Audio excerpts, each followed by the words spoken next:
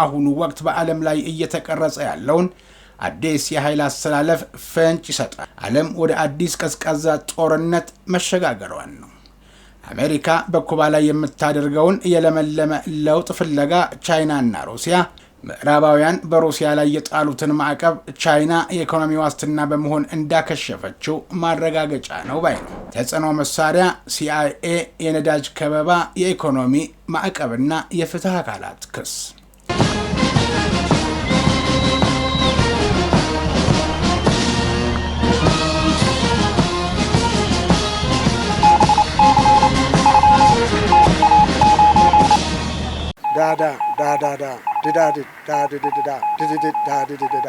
ሞርስ ማለት ይችላል።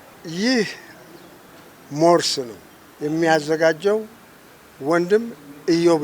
ጤና ይስጥልኝ። ይህ በሞርስ ኮሚኒኬሽን ተዘጋጅቶ ትኩረቱን በካሪቢያን የኃይል ሚዛንና የአሜሪካ አዲስ ስትራቴጂ ላይ ያደረገው በሞርስ የበላይ ጠባቂ ወደ እናንተ እንዲደርስ የተፈቀደው ሞርስ ዓለም አቀፍ መሰናዶ ነው። እነሆ ጀመረ።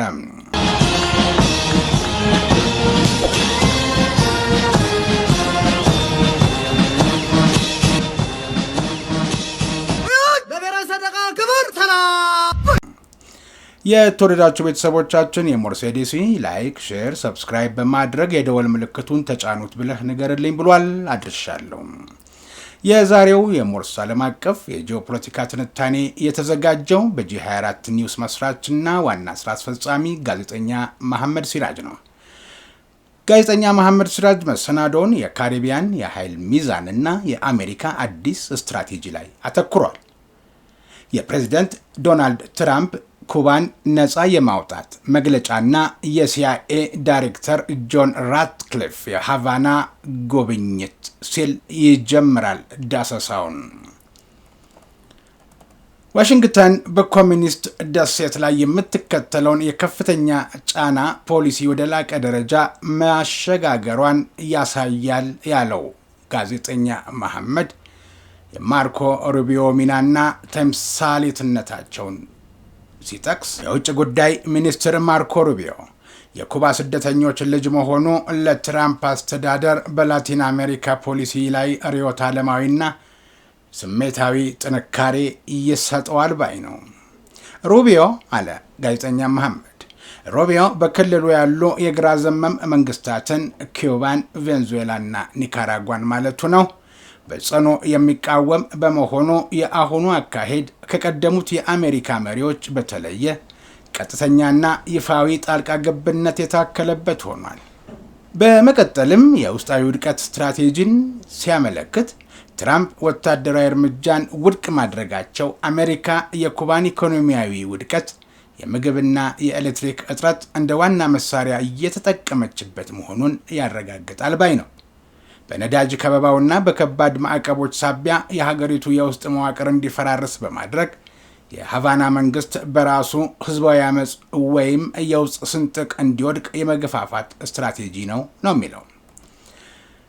የራውል ካስትሮ ክስ ትርጉሙን በተመለከተ ደግሞ የጂ24 ኒውስ መስራች ጋዜጠኛ መሐመድ ሲራጅ የቀድሞው መሪ ራውል ካስትሮ አለ የቀድሞው መሪ ራውል ካስትሮ ላይ እየተመሰረተው ወንጀል ክስ በኩባ ወታደራዊና የፖለቲካ ልሂቃን ላይ የስነ ልቦና ጫና ለመፍጠርና የነገውን የሽግግር ሂደት ዋሽንግተን በምትፈልገው መንገድ ለመቅረጽ የታለመ የህግ የበላይነት መሳሪያ ነው ባይ ነው። ሲቀጥል የራሽያ ጥምረት ምላሽን ሲጠቅስ የቤጂንግና ሞስኮ ባለ ብዙ ዋልታ ያላቸው ዓለም ፍለጋ አሜሪካ በኩባ ላይ የምታደርገውን ጫናና በዓለም አቀፍ ደረጃ የምታሳየውን የአንድዮሽ የበላይነት ለመመከት ቻይናና ሩሲያ የ25 ዓመቱን የወዳጅነት ስምምነት አራዝመዋል። ይህም በሁለቱ ሀያላን መካከል ያለው ግንኙነት ጊዜያዊ ሳይሆን ስትራቴጂካዊ መሆኑን ያሳያል ባይ ነው። ከድንበር ወዳጅነት ወደ ወታደራዊ ትብብር በሚል ነጥብ ያነሳው ደግሞ እንደ አውሮፓ አቆጣጠር በ2001 የተፈረመው ስምምነት በወቅቱ የድንበር ውዝግቦችን ለመፍታት የነበረ ቢሆንም አሁን ግን ወደ ጋራ የአየርና የባህር ላይ ጥበቃዎች እና የጦር ኃይሎች መተማመን ማደጉ አሜሪካ በፓሲፊክ እና በአውሮፓ የምታደርገውን ወታደራዊ እንቅስቃሴ ለመግታት እየታለመ ነው። የጎልደን ዶም ተቃውሞንም በተመለከተ አሜሪካ የምትደግፈውን የሚሳኤል መከላከያ ፕሮጀክት በጋራ መኮንናቸው ሁለቱ ሀገራት የአሜሪካን የሚሳኤል ጋሻ የዓለምን ስትራቴጂካዊ የኃይል ሚዛን የሚያናጋና የሁለቱን ሀገራት የኒውክሌር መከላከያ አቅም የሚያዳክም አድርገው እንደሚመለከቱት ያሳያል። የኢኮኖሚ ጥንካሬን ሲጠቅስ ደግሞ የሁለትዮሹ ንግድ $240 ቢሊዮን ማለፉ ምዕራባውያን በሩሲያ ላይ የጣሉትን ማዕቀብ ቻይና የኢኮኖሚ ዋስትና በመሆን እንዳከሸፈችው ማረጋገጫ ነው ባይ ነው። ፑቲን ሺ ጂንፒንግን ለ2027 ወደ ሞስኮ መጋበዛቸው ግንኙነቱ የረጅም ጊዜ እቅድ ያለው መሆኑን ያሳያል። የሁኔታዎች ትስስርና ወቅታዊ አንድምታቸውን የፈተሸው ጋዜጠኛ መሐመድ እነዚህ ሁለት ክስተቶች የተለያዩ ቢመስሉም በአሁኑ ወቅት በዓለም ላይ እየተቀረጸ ያለውን አዲስ የኃይል አስተላለፍ ፍንጭ ይሰጣሉ። የትንታኔ መስክ አሜሪካና ኩባ፣ ቻይናና ሩሲያ ስትራቴጂካዊ ግብ። በራሷ የኋላ ደጅ የኮሚኒስትና የሩሲያ ቻይና ተጽዕኖን ሙሉ በሙሉ መደምሰስ፣ የአሜሪካን ማዕቀቦችና ወታደራዊ ከበባ በመቋቋም ባለብዙ ዋልታ የዓለም ስርዓት መገንባት፣ ተጽዕኖ መሳሪያ CIA፣ የነዳጅ ከበባ፣ የኢኮኖሚ ማዕቀብና የፍትህ አካላት ክስ፣ ወታደራዊ ትብብር፣ የጋራ ልምምድ፣ የዶላር ተጽዕኖን መቀነስና የንግድ መስፋፋት፣ የወደፊት ስጋት፣ የኩባ መፈራረስ ከፍተኛ የስደተኞች ማዕበል ወደ ፍሎሪዳ ሊያስከትል ይችላል። በአሜሪካና በቻይና ሩሲያ ስብስብ መካከል የሚደረገው የቴክኖሎጂና የሚሳኤል ውድድር የዓለምን ሰላም ስጋት ላይ መጣሉ ተጠቃሽ ነው። ጋዜጠኛ መሐመድ ሲራጅ እስካሁን ድረስ ላየናቸው ትንተናዎች ማጠቃለያ ብሎ ያሰፈረው የፕሬዝደንት ትራምፕ በቤጂንግ የነበራቸው ጉብኝትና የቻይና ሩሲያ ስምምነት መራዘም የሚያሳየው ዓለም ወደ አዲስ ቀዝቃዛ ጦርነት መሸጋገሯን ነው።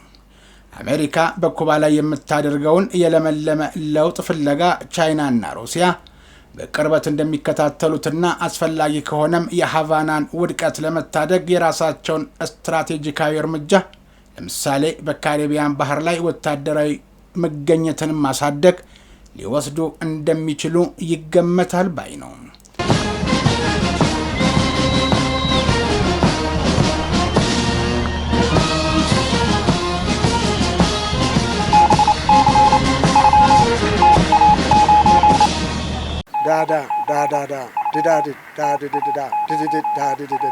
ሞርስ ማለት ይችላል። ይህ ሞርስ ነው የሚያዘጋጀው ወንድም ኢዮብ። የተወደዳችሁ ቤተሰቦቻችን በዚህ 24 ኒውስ መስራችና አዘጋጅ ጋዜጠኛ መሐመድ ሲራጅ የተዘጋጀው የዛሬው ሞርስ ዓለም አቀፍ መሰናዶ በዚሁ አበቃ። በቀጣይ በሌላ መርሃ ግብር እንገናኛለን። እስከዚያው ድረስ ጤና ይስጥልኝ።